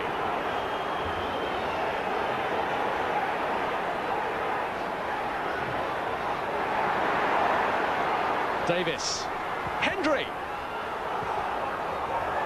Well, it was very tight, wasn't it? There's a lot of bodies. And somehow Lee Hendry and Stephen Davis between them managed to fashion an opening for Hendry. A particularly clean strike by the Villa sub. But again, just another example of what they're capable of going forward. Samuel's throw. Cleared by Cahill. Hendry. And away by McFadden. It's Beattie. Taken down by Liam Ridgewell. He did well there, didn't he, James Beattie? Showing all the power that we've talked about during the course of the afternoon. One or two fancy him as maybe an outside bet for the England squad. The World Cup in the summer, and he's certainly not doing his chances any harm at all with his recent form.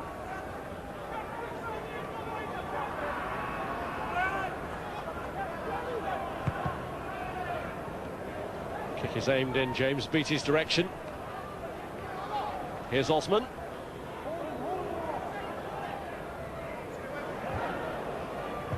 Cahill. That was clearance finding Lee Hendry. Now Davis. Barry bursting forward to his left, and he's found him, Gareth Barry. Cut out though by Phil Neville. He's done a great job today, Philip Neville. I mean, a lot of the ugly things that you need to do when you're in a football team, when other players are going forward and getting amongst the goals, he's done that today. You know, he's read the situations well. His distribution has been excellent, but I think Thomas Sorensen can find himself probably very fortunate, really, when he came rushing out of goal. Took a big chance here, and that certainly looks as if it's hit his arm. And I said at the time, Rob, the referee has a very good view of this, and he deemed it that he chested the ball rather than handle it.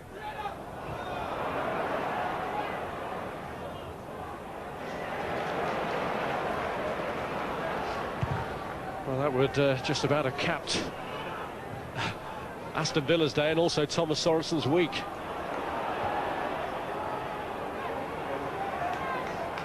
Well, McCann's got hurt there, and Villa have already picked up further problems here today with Baumer's head injury, Hughes' illness.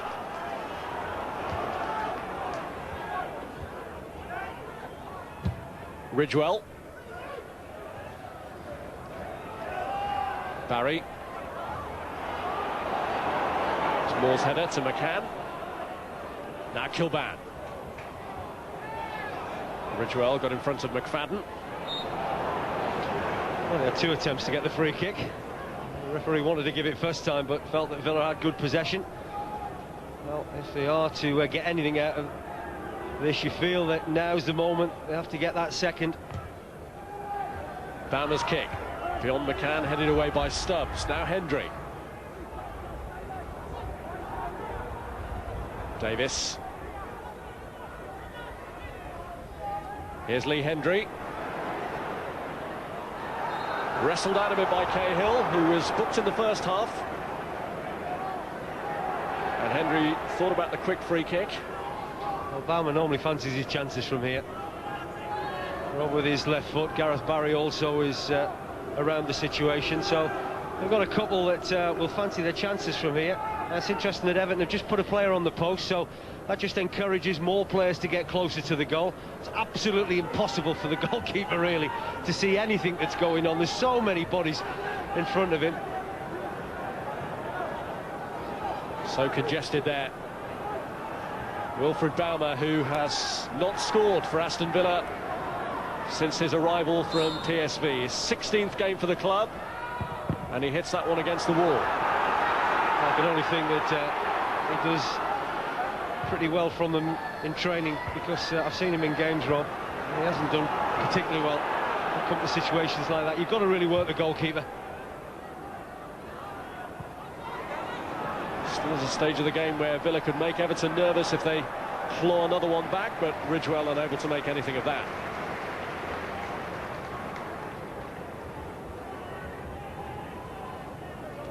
Well, what a turnaround in Everton's season. They were bottom of the Premiership for a long time after that awful start that they made to this campaign, but they're on course now for 6 consecutive home wins for the first time ever in the Premiership.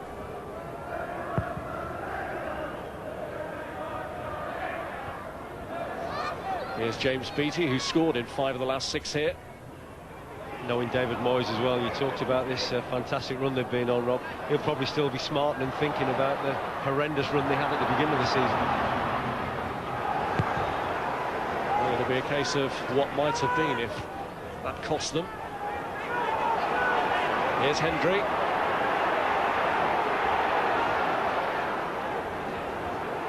Baumer. Agbonlahor. Cleared by Osman.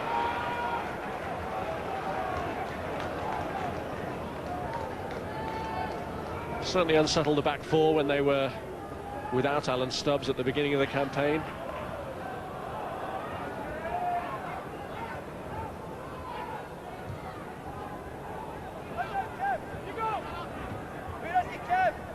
Here's Davis. Talked about the partnership of Stubbs and Weir, Rob, and you can't help thinking maybe if Villa had somebody of that ilk, with that experience, that knowledge, that know-how, that understanding, then they probably would have had a lot more points than they've got on the board right now.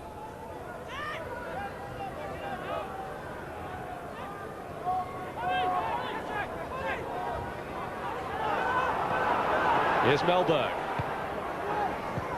Oh, Can's header. Good chance, great ball into the danger area. Now Stubbs and Cahill between them don't really pick up the run of McCann.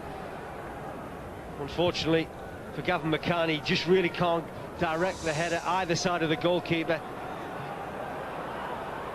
Osman. Here's Kilban. McFadden. Took it off James Beattie's head.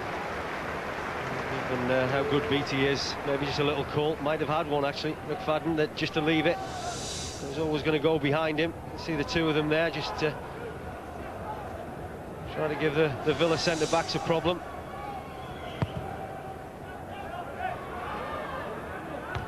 There's Barry.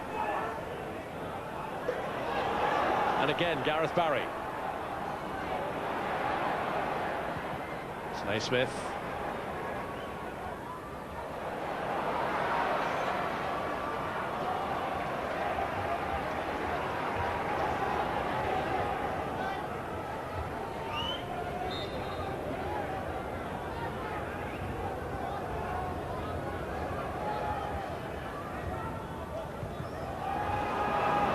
Loose play from Davis. Cahill. Now Neville.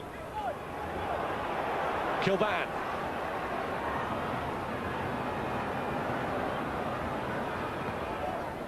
McFadden.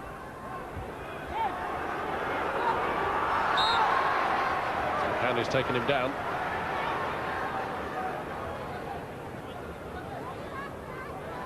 Should be happy to just run down the clock now, Everton. There isn't long to go. Certainly don't want to encourage Villa to put them under any pressure. Do have two in the area and a third player in Osman waiting at the edge, but they're not showing any great desire at the moment to get it in, although McFadden, having freed himself, then loses control of it. It's terrific footwork initially just to get himself free, and then he made a bit of a hash of it when he finally skips past Gavin McCann here. Clever little footwork. Yeah, just draws McCann in to make a challenge and then loses control, but they won't mind that. Took him a while to settle here, didn't it, James McFadden? But he's now showing the sort of form that persuaded David Moyes to part with £1.5 million for him. I mean, I think he's always shown glimpses of the talent that he does have, Rob, but I think David has probably found a little bit of a dilemma as to where he plays him. I think today he's looked a lot more comfortable playing up top with James Beattie, but he's played and made a lot of appearances wide on the left-hand side of midfield. It's Henry's header on. Luke Moore's looking to get in here, and Weir! And he had to get rid of it, Weir, because Davis was closing in. The goal was gaping. Well, there must be something about that end of the field that the defenders all of a sudden develop a huge problem with decision-making. We saw it in the first half, and we're seeing it now in the second half, and this time it's the Everton defenders that are culpable. It's Barry's kick. Melberg and Agbonlahor both in there. Is it going to fall here for Olaf Melberg? It's cleared in the end by Hibbert. Again, another good opportunity, and Villa have had plenty of those during the course of the afternoon. That was Melberg just trying to get in on the action, keeping the ball alive.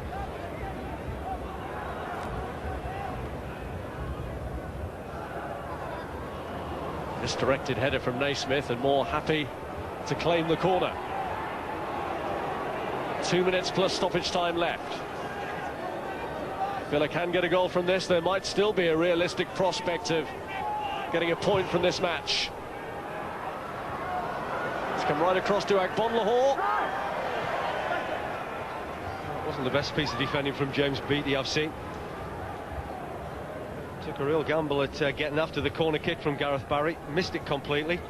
Agbonlahor at the far post.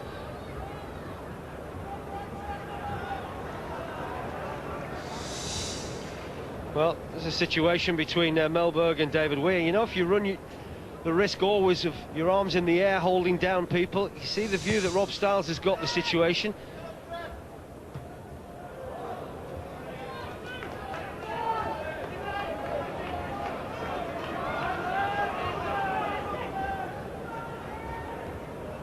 Osman. Melberg away. Kilban. Now Cahill. Caught by Olaf Melberg. He's going to get a booking.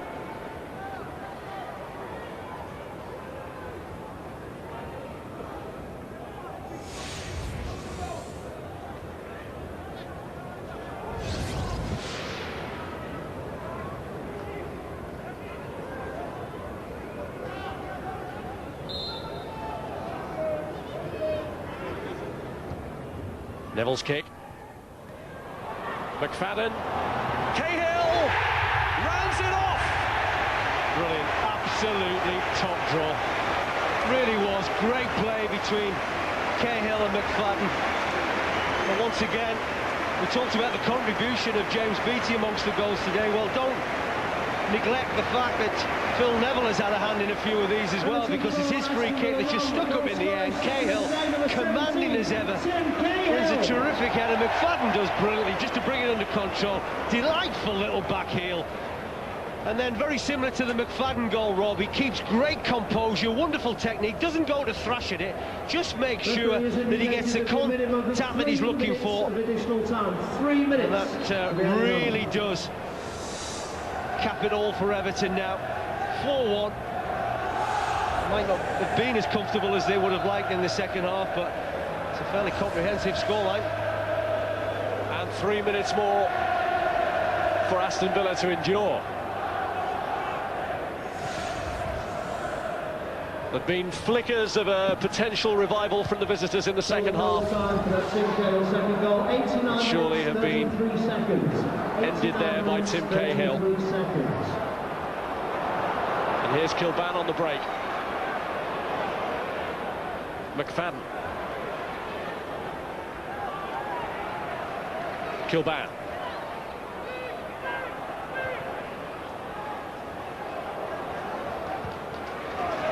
Here's Osman.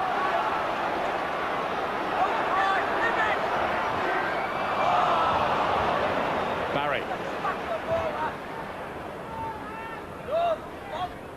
Davis.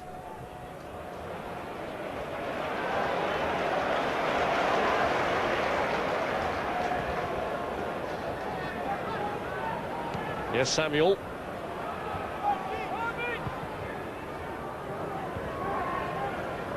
Here's Ridgewell.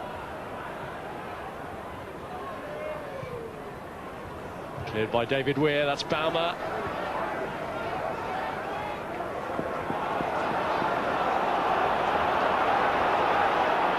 Kilban launches one looking for McFadden. Melberg just adjusted his position in the end to deal with it. He wanted to hit the ground there, almost like an off-spinner. Just took it away from Melberg's path. He's had a difficult afternoon, hasn't he, the big centre-back. As I say, I don't think he's 100% fit. He was the one, of course, that gave away the free kick that Phil Neville found Tim Cahill, that eventually led to Cahill's goal. But like a lot of these Villa defenders, Rob, and the goalkeeper, not a particularly comfortable time for them at the moment.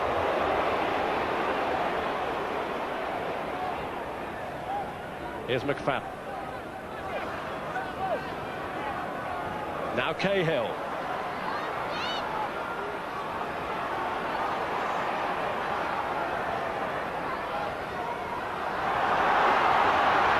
Fadden looking to break free of J. Lloyd Samuel.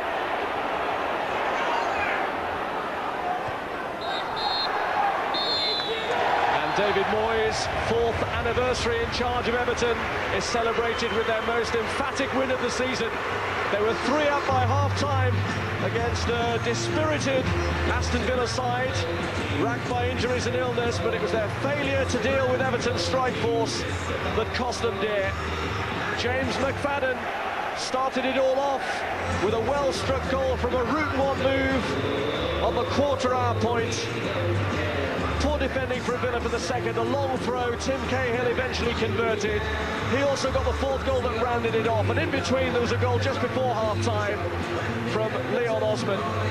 James Beattie really imposed himself against Villa's lethargic backline, and really the only encouraging thing for Villa from a day of despair was a goal on his debut for their young prospect who started up front, Gabby Agbonlahor. Otherwise, really is just a day to remember for Everton as their improvement is cemented and they get revenge for the 4-goal defeat they suffered at Villa Park on Boxing Day. They've won here by 4 goals to 1. And it's the first time in 16 years since the days of Colin Harvey that Everton have recorded 6 successive home victories in the league. No wonder all connected with the Toffees have smiles plastered over their faces today, and it's 9 goals in their last 3 games, which is some return from a normally shot-shy strike force. European football, a distinct possibility. They're only 6 points off 4th place for the moment, at least. James, is not often Everton are 3-0 up at half-time. It was a terrific first-half performance. Yeah, it was. We knew that Villa had got off to good starts recently in their games, so we needed to match them there. And we didn't get off to the quickest start, but then, you know, we did some good moves and scored some good goals. Tim, you got 2 goals today, the one late on in the second half. I suppose it wasn't a question of you needed it, but it was a strong second half by Villa. Were you worried at any stage? Yeah, you know, we're up 3-0 and we did take our foot off the pedal, but I mean, we won 4-1 and that's the main thing. The gaffer says that we have to kill off games, and, you know, in a way we did kill the game, but everything's very positive, and, you know, we really deserved that and we owed them one. James, no goals for you today, but another impressive performance. How close do you think you are to Sven-Göran Eriksson's squad, and what do you have to do in the remaining weeks? Just keep my head down, just keep working hard. that's all I can do. You know, I play well for Everton, and you know, if the call comes, then that'll be absolutely brilliant. But if it doesn't, then I'll just have to, you know, work hard next year. Is this the best form since you've come to Everton for yourself? Yeah. You know, I've put a lot of hard work in. The lads have supported me through everything. So have the fans. You know, I owe everybody at the club, and you know, hopefully I'm repaying that in some way. Tim, terrific revival for Everton since the turn of the year. What's your aim now going into the final few weeks of the season? I think our aim is just to try and get in the top 6. You know, it's very realistic now, and as long as we take it game at a time, then we can do it. But you know, it's really good to see Beats buzzing, and you know, he deserves to get on that plane. So he's carrying the team at the moment, and we're all doing well. So it's really good to for him to be a massive part of this success. Well, that's quite a tribute. James Beattie, you are the Barclays man of the match. Okay. Cheers, Cheers, mate. 4 years in charge, 4 goals, best win of the season. I must find you in very happy spirits at the moment. Yeah, not half. It was terrific. The players went about their job with the right manner. They've been doing so, to be fair to them. And, you know, the goals we got early on gave us something to sort of build on and settle this right down. Just be nice to got that 4th goal a little earlier, I would imagine. Yeah, I think, you know, what happened was I think Tim Cahill missed a good chance with his head, and then Leon Osman missed a good chance, which would have put us 4 up. And when they get back to 3-1, you get a little bit jittery because you're worried another goal can change the whole complexion of the game. But credit the boys, they kept at it, stuck at it, and I mean, thoroughly deserved a win. The goals are starting to come as well, aren't they? Why is that? Well, I said a wee while ago, we couldn't score a goal at the start of the season, and I hoped that maybe in the last 9 or 10 games of the season, maybe where goals would come. I think that, you know, we've got players at the moment who are capable of creating goals, and I think, as you can see now, we're beginning to get people who are scoring goals as well. James McFadden, James Beattie's been scoring, and obviously Tim Cahill getting a few goals as well has also helped. A word on James Beattie, our man of the match today. How far away do you think he is from Sven-Göran Eriksson's squad? Is there a possibility still? He's not far away from it, and I actually think that the likes of Tony Hibbert, Leon Osman, James Beattie, if there was a B international game tomorrow, I think they would all be selected for that, and that's how close they are. So, you know, they've just got to try and keep plugging away. James has got to keep scoring goals, and the other boys have got to keep playing as well as they can. As we already know, we hope that Phil will make the squad for the World Cup. So all those boys are doing well just now. 4 years in charge for you. Let's look ahead. What are you going to do in the next 4 years here at Everton Football Club? Well, I hope that we can try and keep the building process going. You know, we don't have bundles of cash here. I don't complain about that. I get on with the job. I'm happy to work with what I've got, but I do want to try and get success, whether that be, you know, finishing higher up the table than we've done in the past, or making Europe if we can do, or winning a cup would be nice. But you know, I'm enjoying my job. It's always nicer when you're winning. But overall, I'm pleased and I'm happy to be the manager at Everton. Well done today. Thank you.